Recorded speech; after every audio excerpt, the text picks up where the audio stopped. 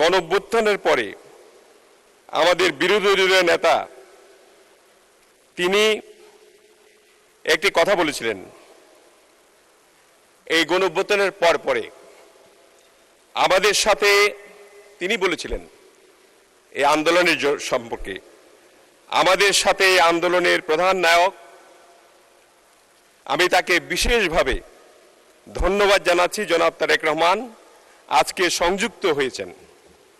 তিনি দূরে থেকেও জাতিকে আমি বলবো অত্যন্ত বুদ্ধিভিত্তিকভাবে এবং সফলভাবে নেতৃত্ব দিয়েছেন। অর্থাৎ তিনি নেতৃত্ব দিয়ে গণ অভ্যুত্থানটিকে সফল করে আজকে আমরা এই জায়গায় এসেছি ইনশাআল্লাহ।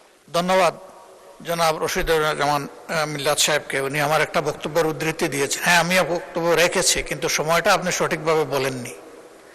এই সময়টা ছিল 24 এপ্রিল মাস, আর পরিবর্তনটা হয়েছে 24 আগস্টের 5 তারিখ। আগস্টের 5 তারিখের পরে আমার এই বক্তব্য না। ওই সময় যাদের নেতৃত্বে এই অভ্যুত্থান সফল হয়েছে, আমার মনে হয় আমরা সবাই অন্তর থেকে তাদেরকে সম্মান করি, ভালোবাসি। তাদের এই জায়গাটা ঠিক রাখতে হবে। এমনকি ডক্টর ইউনূস আমেরিকায় গিয়ে একজনকে তিনি মাস্টার মাইন্ড বলেছিলেন। আমি সেই ব্যক্তি প্রথমে প্রতিবাদ করে বলেছি, এই আন্দোলনের একক কোনো মাস্টার মাইন্ড আমরা মানি না। আমাদের যুব সমাজকে এর কৃতিত্ব দিতে চাই, আর মাস্টার মাইন্ড হচ্ছে বাংলাদেশের 18 কোটি মানুষ। ধন্যবাদ আপনাকে। জি, জনাব জয়নাল আবেদিন ফারুক। মাননীয় স্পিকার, আপনাকে ধন্যবাদ। আসলে পয়েন্ট অফ অর্ডার দাঁড়িয়ে আপনার মূল্যবান সময়টুকু আমরা অপচয় করতে চাই না। সংসদকে প্রাণবন্ত করার জন্য বিরোধী দলের সহযোগিতা অত্যন্ত প্রয়োজন। আমাদের মাননীয় সংসদ সদস্য রশিদুজ্জামান মিল্লাত তার বাজেট বক্তব্যের উপর বক্তব্য রেখেছেন, এবং বক্তব্য রাখতে গিয়ে আমাদের সম্মানিত মাননীয় বিরোধী দলীয় নেতা একটা বক্তব্যকে উল্লেখ করেছেন। আপনি যদি অনুমতি দেন, উনি তার পরে মাইক নিয়ে একটু প্রতিবাদ করেছেন। সেটা যদি আপনি আমাকে অনুমতি দেন, আমি ওনার বক্তব্যটুকু আপনাকে শোনাতে চাই, যদি আপনি অনুমতি দেন। আপনি যা বলতে চাচ্ছেন সেটা বলেন। না, আপনি একটু ওনার, ঠিক আছে, দরকার নাই। আমি এখানে বলতে চাই যে সবচেয়ে প্রথমে বাংলাদেশে যে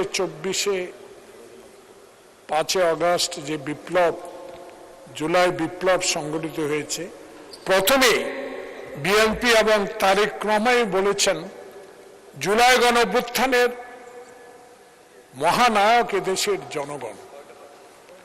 তারই উল্লেখে মাননীয় বিরোধী দলীয় নেতা, অত্যন্ত সম্মানিত ব্যক্তি, একটি দলের আমিরও, এবং আমরা সম্মানের সহিত ওনাকে বলতে চাই, আপনিই বলেছেন 24/4/2026 মগবাজারে একটি 12 দলীয় সভায় যে তারেক রহমানই মহানায়ক এই জুলাই বিপ্লব আন্দোলনের প্রধান নায়ক, আপনি বলেছেন। সে কারণে আমি এখানে রেকর্ড রাখতে চাই যে মিল্লাত যেটা বলেছে এটা সত্য কথা বলেছে, এটা রেকর্ডে থাকুক। আমাদের এই কথাটুকু যে ওনার বক্তব্যের সাথে যে তারেক রহমানই জনগণের আশা আকাঙ্ক্ষার মূল নায়ক, এই কথাটা উনিই বলেছেন। তাই আমি এটাকে রেকর্ডে, এই সংসদের রেকর্ডে রাখতে চাই। আপনাকে ধন্যবাদ। মাননীয় বিরোধী দলীয় নেতা। ওনার সাথে আমার কোনো বিরোধ নাই।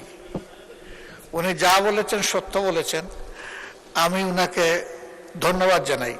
আমি বলেছি যে টাইমটা, শুধু ডেটটা সঠিক নয়। আমরা জেলে ছিলাম একসাথে, এখানে এই হাউসে অনেকেই আছেন আমরা যারা জেলে ছিলাম। 24 ইলেকশনের পরে আমরা জেল থেকে বের হই।